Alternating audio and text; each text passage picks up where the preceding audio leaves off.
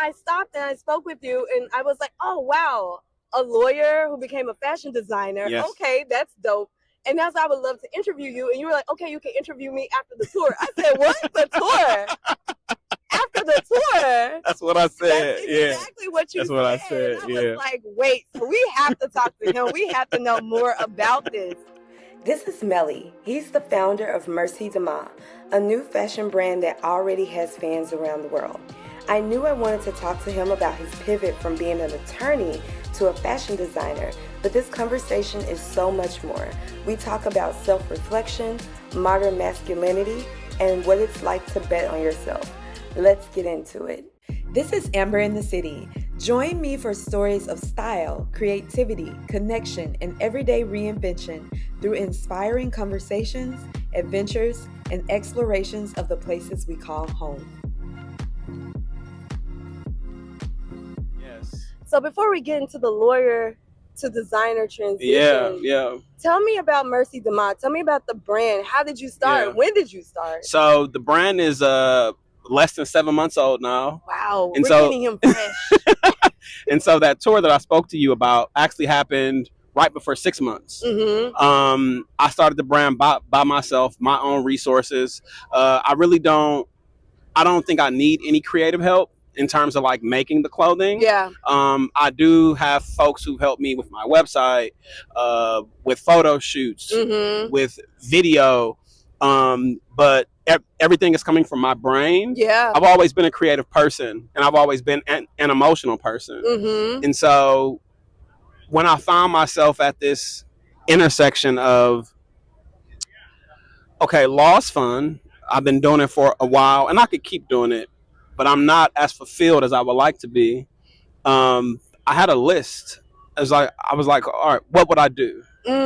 I love food. I've eaten at some of the best restaurants in the world. Mm-hmm. So like I wrote that down, but I'm like, I'm not about to go be a chef. Like actually, there's a point where you realize you like to eat. Yeah, there are people who like to eat, and then there are people who like to cook and right, and that's not the vibe. Right. And then I've always been a poet, and so like the brand is connected to poetry in a really authentic way, because all of my emotions went into my poems as a young boy, and as a man now I still write. And I wrote that down, but I'm like, it would be sort of challenging to make money from poetry, like enough money to sustain myself. Right. And then I wrote clothing brand down. I'm like, oh, this is interesting. Okay. Because I never thought about it. In fact, I come from a family of entrepreneurs, but I said, I don't think I want to do that. Really? Yeah. It seems like. And that's really fascinating. You kind of have to jump in there because you came from a family of entrepreneurs, and you chose the thing that's the typical thing that families who are not entrepreneurial say go do. Yeah, doctor, absolutely. Lawyer, architect, yes. like these. Yeah, it's because it's an esteemed role in society. And every time I say I'm an attorney, people are like, oh my God. And it there's this cachet to just saying, my boyfriend's an attorney. My friend is an attorney. This person works at so-and-so law firm. I think there's this reverence for lawyers. Does the reverence ever start to get kind of heavy though? I actually don't feel it. Okay. And I don't view it that way because I am one. Yeah. Right. So like I took a bar exam and I passed it. So like there's not this extreme excitement about my role as an attorney, and like maybe I could be more grateful, but I don't get excited about it as other people do. Got you. But yeah, I went and did the thing that you said, I guess a traditional family, American or not, would like their child to pursue. Yeah. Right? Like, oh my God, my son is an attorney. Like people are like, oh, that's so great. That's wonderful. I was working at a law firm and it was miserable. Lots of hours behind the desk, feeling really depleted and unfulfilled most days, and ultimately building something that's not mine. Right. Like, sure, if I become partner, I can build a book of business, but that book of business is in furtherance of the law firm's business. Right. Not my own business. Like, sure, I will make money, but when you start to crunch the numbers, $300,000 a year, if you're working 100 hours a week, it's not that much money. And I don't think people think about Exactly. To be honest. Exactly. Because some people think, oh, if I could just make 175, my life would be fine. If I could just make $500,000, I would have no worries in the world. But then you hit lifestyle inflation. Right. You hit all of these things. And so. Because 175, I mean, obviously a great number. Yeah. But how did you get that 175? Exactly. What did it take? What did it take? What did it cost you? What did it cost? Right. What was the sacrifice? How many vacations are you missing? How many of your children's football, soccer games are you missing? Right. How much sleep are you missing? Let's be for real. Yes. How much sleep are you missing? And so I thought, well, I want to build something of my own. Mm-hmm. And if I could do this for a law firm, if my ancestors could do all of the things that they did, like I could do my own thing. Yeah. And so I had to start with the name because I'm like, well, I think most great things start with good names. Uh-huh. And I'm well traveled. I've been to 50 or 60 countries now. Okay. And so Merci is, of course, French. Yes. French for thanks, thank you. And I've been to Paris. Well, I've been to France like 3 or 4 times. Mm-hmm. I love the south of France most, but like Paris is great. Yeah. I love Saint-Tropez. It's just beautiful, just incredible sunsets. I love Paris as great food. Yeah. My ring is, we're going to get to fashion. My ring is from Paris. Oh, that's wonderful. Yeah. And then I was thinking like, okay, Merci, thank you. So I wanted to do thank you tears. And I'm like, basically playing like Tetris, like putting a puzzle together from all of the languages that I know. Uh-huh. And I landed on Dema, which means tears in Hebrew. Oh, I have never been to Israel or anywhere like that. I'm not trying to get, but I support all oppressed people. And so I just, I'm trying to make it clear where I stand. Yeah. But it sounded so beautiful and elegant when you say it, like Merci Dema.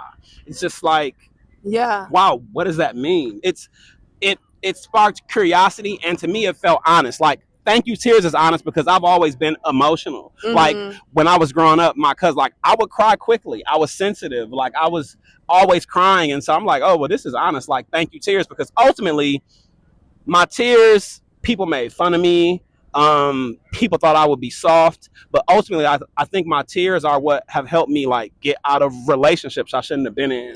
They helped me transition from like that law firm to having a clothing brand. It's internationally recognized. You allow the emotion to flow through, which is so fascinating because I mean, let's be real, more men could stand to do that. Especially black men. Men could stand to let that flow through. So you're saying that you were able to sit there because a lot of times men are taught to push things down, push the emotions down, especially cisgender heterosexual black men. Yes, absolutely. And so you, through processing your emotions, we're like, you know what, this clothing brand, this is going to be the thing. And so what keeps you going? Like I love to ask people what drives them, especially when you are beginning, when you're in the middle.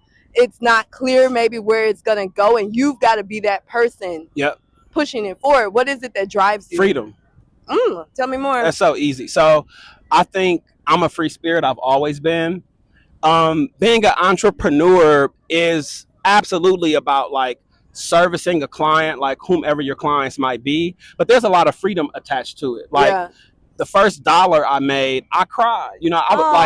I sold a pair of pants, and it's one more pair of pants than I ever thought that I would sell. Yeah. And it was like, whoa, if I sell 1,000 of these, I don't have to work for anybody else. Mm-hmm. Right? Like there's this freedom attached to being an entrepreneur, and with freedom comes like self-discovery, comes traveling, comes peace, comes sleep, comes experiences. But when I'm not free, when my time is tethered to a clock that I have to punch for someone else, right, my life is like built around that. Right. And that seems like a really restrictive way to live, and like a restrictive way to think. And so freedom is constantly driving me.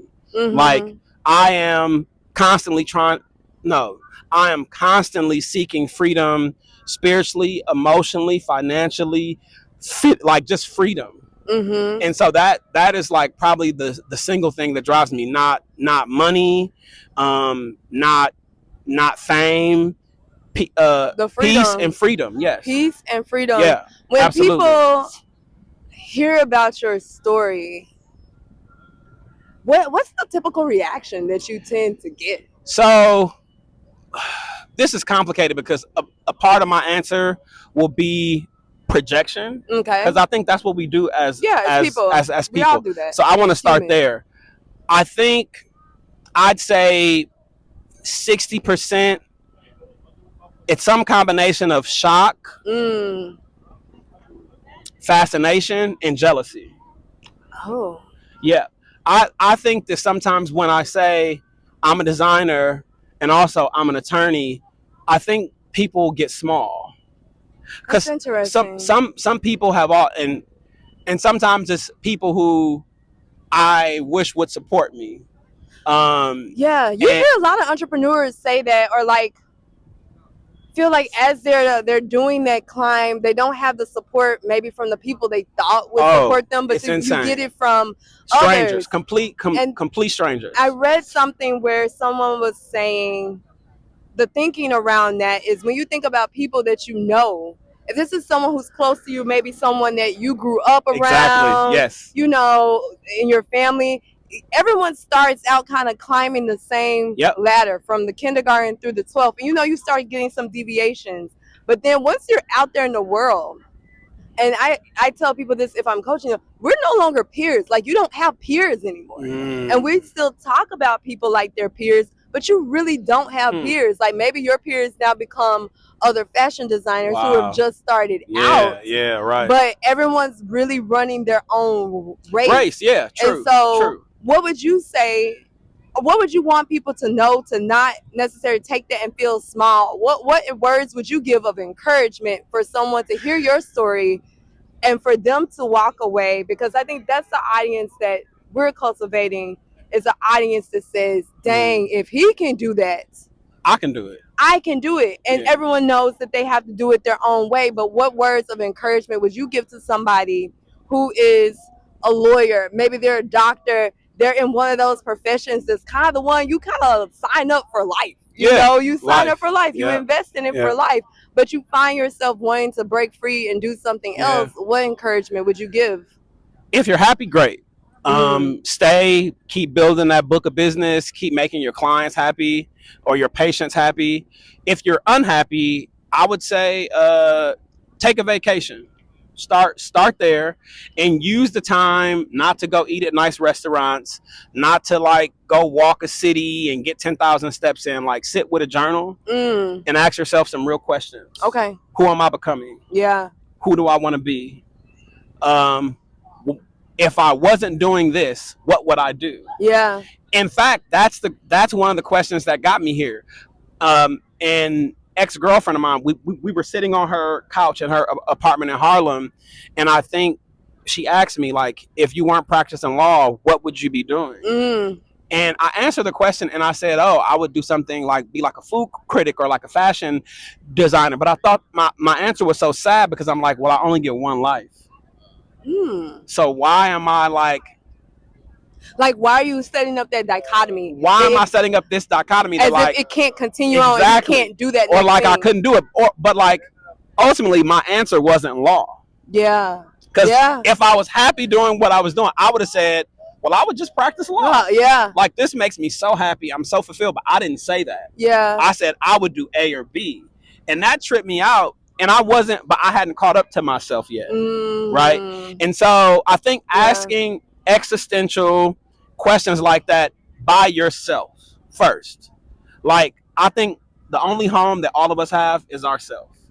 Yeah. Our body, our mind, our spirit. Like, that's home. That's your first home. That's your only home. That's the home that you have to live most of your life in, and you will die in that home. Very true. Right. And so if you don't know how to get back home, it's always going to be challenging to move further in any other pursuit in life, whether that's love, friendship, professional. And so I recommend people take a break from that job, from a family if they have it, sit with themselves and like really get to like, am I happy? Yeah. And to know if you're happy, you got to ask yourself some other really hard questions and give real answers.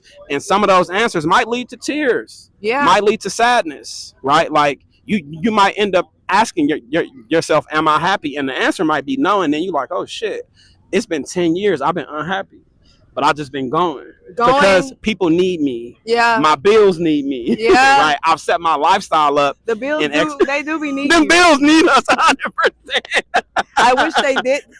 Bills, can you not need me? They gonna need us forever. But yeah. So that's what I would recommend, and that's what the brand is all about. Like, Thank You Tears is ultimately, it's like a celebration of feelings and emotions and how they can like help us transcend our current circumstance, but ultimately like self-actualization. Yeah. Like, I feel like right now at this point in my life, me having this brand is like self-actualizing. Yeah. And it's a hard place to be. Like Maslow's hierarchy of needs, like the very bottom level is like food, shelter, like the basic things. Self-actualization is like at the top. Yeah. And so a lot of people, I don't think ever reach that because some people, it's just so much stuff at the bottom. Unfortunately, some people are just strife with, where's my food coming from? Yeah. Where am I laying my head tonight? And so, and that's real. Yeah. That's so real. Yeah. And so I think one of the things that is hard when you do get to that kind of quasi-professional level. Yes. Where you are making a salary that maybe no one else in your family made. Doing things has never seen. Right. And people are like, oh, that's a good job. You know what I mean? Like, that vibe is there. To take that step back and now say, okay, there's more questions for me here. Yes. I thought I made it to the mountaintop. Exactly. And I realized actually there's more steps for me to go. There's more steps I could climb. Right. You could stay right where you are. Yeah. But there's more steps that you could climb. And so that's why I thought it was so important to talk to you. Yeah. Because I think that shows for anyone. Absolutely. Especially our people who are in the professions. Yeah. Especially if like you find yourself at like some preeminent law firm or doctor's office, or like you're a surgeon, right? Like, people normally don't walk away from stuff like that. No, they don't. And I think that's like a very radical act. It's not the most radical act, but it is a very radical act. And I'm partaking in it right now. And I'm fine. Like, I've sold pants all over the world now. Yes, because he went on tour. Yeah. No, like and the beautiful thing about that's so dope. Once I stepped outside of like this very rigid, formulaic life that I had set up for myself, I just sat there one day and I was like, wait, if I want to, I could take my clothing brand around the world and like sell at markets around the world so people can like know me and see me, especially because I'm so young. That's what I did. I set up a tour and I went to Tokyo, London, and Mexico City in 3 weeks, back to back. Which is wild. By myself. Because those are some long rides. I've done all of those trips. Oh, I was exhausted. I mean, oh my God, you felt like Beyonce? I don't know what Beyonce feels like. Tired, probably. Yes, she probably is tired. Shout out to you, B. If you ever see this. Shout out, and to the Beehive. But it was so fulfilling to go around the world, and what I realized is that I haven't caught up to my artistry yet. You're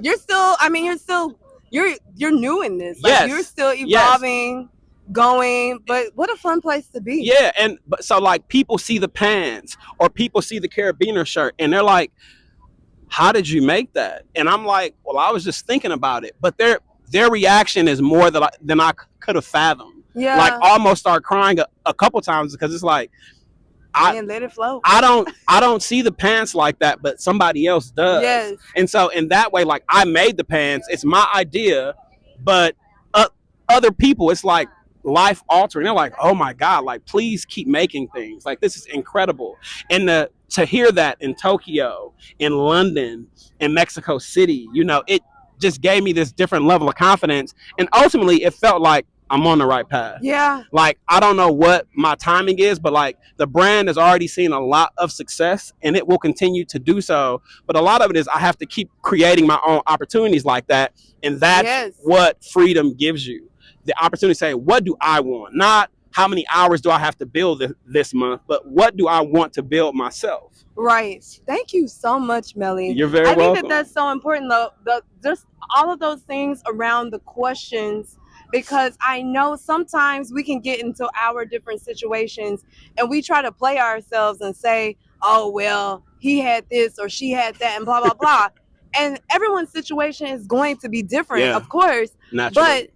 But you can still ask yourself those questions. Everyone Absolutely. can still do that self-introspection. Yes.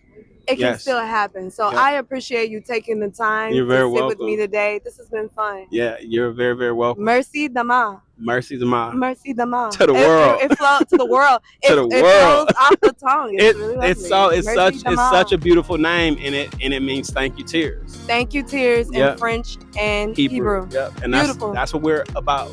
Awesome. Yeah. Thank you. Thank you. Cheers.